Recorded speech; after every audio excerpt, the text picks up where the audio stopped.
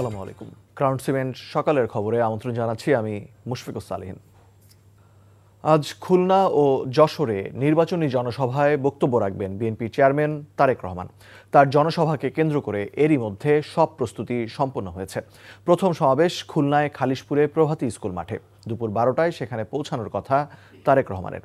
খুলনা, সাতক্ষীরা ও বাগেরহাট জেলার বিএনপি নেতাকর্মী ও সমর্থকরা সকাল থেকেই আসতে শুরু করেছেন সমাবেশ স্থলে। কেন্দ্রীয় ও স্থানীয় নেতারা সমাবেশ স্থল পরিদর্শন করেছেন। আজকের সমাবেশে 3 জেলার 14টি সংসদীয় আসনের প্রার্থীদের পরিচয় করিয়ে দেবেন তারেক রহমান। তার আগমন উপলক্ষে উৎসবের আমেজ খুলনায়। দুপুরের পর যশোরে আরও একটি নির্বাচনী জনসভায় বক্তব্য রাখবেন বিএনপি চেয়ারম্যান।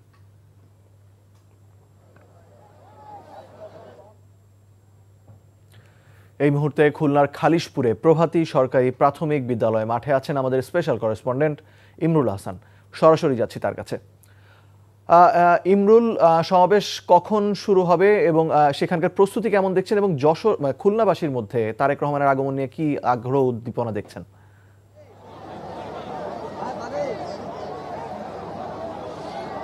মুশফিক, বেলা 12টায় আনুষ্ঠানিকভাবে সমাবেশটি শুরু হবে।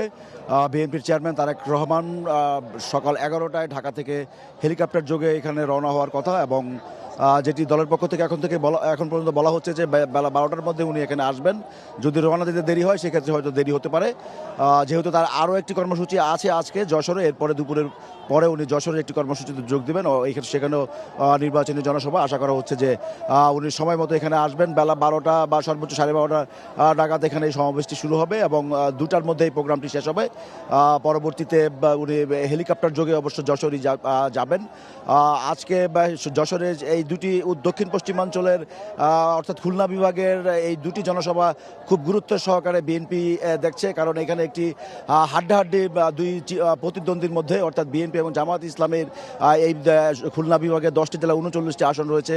এখানে একটি হাড্ডাহাড্ডি লড়াইয়ের একটি আভাস মিলছে, বিশেষ করে যশোর অঞ্চলে বিভিন্ন জেলায়, খুলনায়ও, খুলনা সাতক্ষীরা বিশেষ করে এখানে জমজমাট একটি লড়াই হবে এরকম ধারণা করছেন রাজনৈতিক বিশ্লেষকরা। সেই দৃষ্টিকোণ থেকে তারেক রহমানের এই আগমন বিএনপির জন্য বাড়তি উচ্ছ্বাস নেতাকর্মীদের মধ্যে ইতিমধ্যে আমরা দেখতে পাচ্ছি, এবং তারা আশা করছেন যে তারেক রহমানের আজকের এই সমাবেশের মধ্য দিয়ে ধানের শীষের পক্ষে একটি গণজোয়ার সৃষ্টি হবে। ইতিমধ্যে এই প্রভাতী স্কুল মাঠ কানায় কানায় পূর্ণ হয়ে গিয়েছে। নেতাকর্মী অপেক্ষা আছেন তারেক রহমানের জন্য।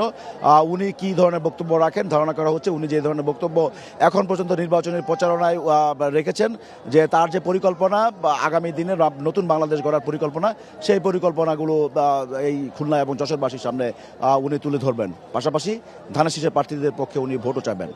মুশফিক, জানছিলাম খুলনায় বিএনপির নির্বাচনী সমাবেশের খবর। নির্বাচনী প্রচারণার অংশ হিসেবে আজ চট্টগ্রাম ও কক্সবাজারে টানা 5টি জনসভায় বক্তব্য রাখবেন জামায়াতে ইসলামীর আমির ডাক্তার শফিকুর রহমান। সকাল থেকে শুরু হয়ে সন্ধ্যা পর্যন্ত 2 অঞ্চলের গুরুত্বপূর্ণ স্থানে এসব জনসভা অনুষ্ঠিত হবে। এরই মধ্যে সকাল 9টায় কক্সবাজারের মহেশখালীর নতুন বাজার প্রাথমিক উচ্চ বিদ্যালয় মাঠে সকালে প্রথম জনসভা শুরু হয়েছে। বেলা 11টার দিকে সেখানে পৌঁছানোর কথা রয়েছে জামায়াতে আমিরের। এরপর কক্সবাজার পৌরসভার বাহারছড়া গোলচত্বর মুক্তিযোদ্ধা মাঠে আয়োজিত জনসভায় যোগ দেবেন জামায়াত আমির। কক্সবাজার পর্ব শেষ করে তিনি চট্টগ্রামে যাবেন। সেখানে লোহাগড়া উপজেলার পদুয়া এসিএম উচ্চ বিদ্যালয় মাঠে জনসভা, পরে সীতাকুণ্ড সরকারি উচ্চ বিদ্যালয় মাঠে এবং বিকেল 4:45টায় চট্টগ্রাম বন্দর স্কুল অ্যান্ড কলেজ মাঠে আয়োজিত জনসভায় ভাষণ দেওয়ার কথা রয়েছে। সব কর্মসূচি শেষ করে রাতে ঢাকায় ফিরবেন তিনি। এসব জনসভায় জামায়াতে ইসলামীর আমিরের পাশাপাশি 11 দলীয় জোটের অন্যান্য শরিক দলের নেতারাও উপস্থিত থাকবেন। সফরকে ঘিরে কক্সবাজার ও চট্টগ্রামে ব্যাপক প্রস্তুতি নেওয়া হয়েছে।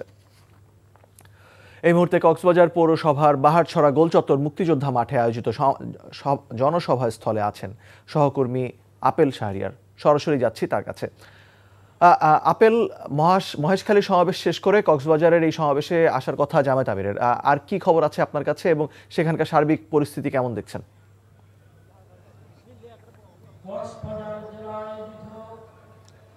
চট্টগ্রাম বিভাগে নির্বাচনী প্রচারণায় নামছেন জামায়াত ইসলামীর আমির শফিকুর রহমান। উনি শুরুটা করবেন কক্সবাজার দিয়ে, এবং এই কক্সবাজারের যে মহেশখালী আপনি যে সংবাদে বললেন, উনি সেখানে যাবেন। সেখানে একটি জনসভা হচ্ছে, এর মধ্যে শুরু হয়েছে, সেখানে তিনি অংশ নেবেন এবং সেই সমাবেশটি শেষ করে আমি এখন যেখানে আছি কক্সবাজার সদরের যে জনসভাটি, সেখানে তিনি যুক্ত হবেন। এরই মধ্যে এই সমাবেশ স্থলে নেতাকর্মীরা এসে উপস্থিত হয়েছেন এবং কক্সবাজারের এই যে সদর 3 আসন, অর্থাৎ আমি যে এখানে আছি সেটি হচ্ছে কক্সবাজার 3 আসন, এখানে লড়ছেন জামায়াতে ইসলামীর প্রার্থী শহীদুল ইসলাম বাহাদুর, এবং এর আগে তিনি যে মহেশখালীতে যাবেন সেখানে লড়ছেন এই দলটির সহকারী সেক্রেটারি জেনারেল হামিদুর রহমান আজাদ।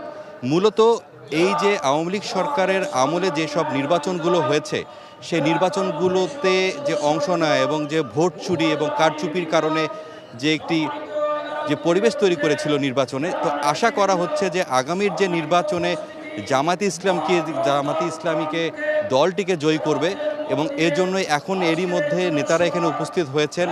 যারা এখানে এসেছেন তাদেরও অনেকে বক্তব্য রেখেছেন, এবং বলে রাখি যে এখনকার এই বাস্তবতার প্রেক্ষাপটে এখানকার নেতাকর্মীরা এবং সাধারণ মানুষ বলছেন যে তারা একটি পরিবর্তন চান, এবং সেই পরিবর্তনটি তারা এই দাঁড়িপাল্লাকে ভোট দিয়ে আসলে আগামীর নির্বাচনে তাকে জয়ী করার পরের তাদের যে পদক্ষেপ, অর্থাৎ বাংলাদেশ বিনির্মাণে, নতুন বাংলাদেশ বিনির্মাণের যে একটি চিন্তা প্রয়াস যেটি রয়েছে সেটি বাস্তবায়ন করবেন, সে আশা করছেন এই সমাবেশস্থলে যারা এসেছেন নেতাকর্মী এবং সাধারণ মানুষ। জানছিলাম কক্সবাজারে জামায়াতে ইসলামীর নির্বাচনী সমাবেশের খবর।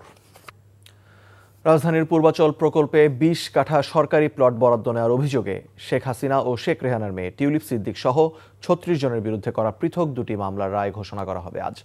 ঢাকার বিশেষ জজ আদালত 4-এর বিচারক রবিউল আলমের আদালত আজ বেলা 11টায় এই মামলার রায় ঘোষণার দিন ধার্য করেছেন। মামলায় অভিযোগে বলা হয়, ক্ষমতার অপব্যবহার ও অনিয়মের মাধ্যমে পূর্বাচল নতুন শহর প্রকল্পে 10 কাঠা করে দুটি প্লট বরাদ্দ নেওয়ার অভিযোগে গত বছরের 13ই জানুয়ারি আজমিনা সিদ্দিক ও রাদওয়ান মুজিব সিদ্দিকের বিরুদ্ধে মামলা করে দুদক। গত বছরের 31শে জুলাই দুই মামলার আসামিদের বিরুদ্ধে অভিযোগ গঠন করে বিচার শুরুর আদেশ দেয় আদালত। রাদওয়ান মুজিব সিদ্দিকের মামলায় আদালতে 28 জন সাক্ষ্য দেন ও আজমিনা সিদ্দিকের মামলায় সাক্ষ্য দেন 31 জন। সকালের খবরে এটুকুই। এই খবরের ভিডিও সহ আপডেট জানতে ভিজিট করুন এনটিভি অনলাইন www.ntvpd.com। এছাড়াও এনটিভির জনপ্রিয় সব অনুষ্ঠান ও খবরের আপডেট জানতে ভিজিট করুন আমাদের ইউটিউব ও ভেরিফাইড ফেসবুক পেজ। 12টায় মধ্যাহ্নের খবর দেখার আমন্ত্রণ রইল। ধন্যবাদ সবাইকে।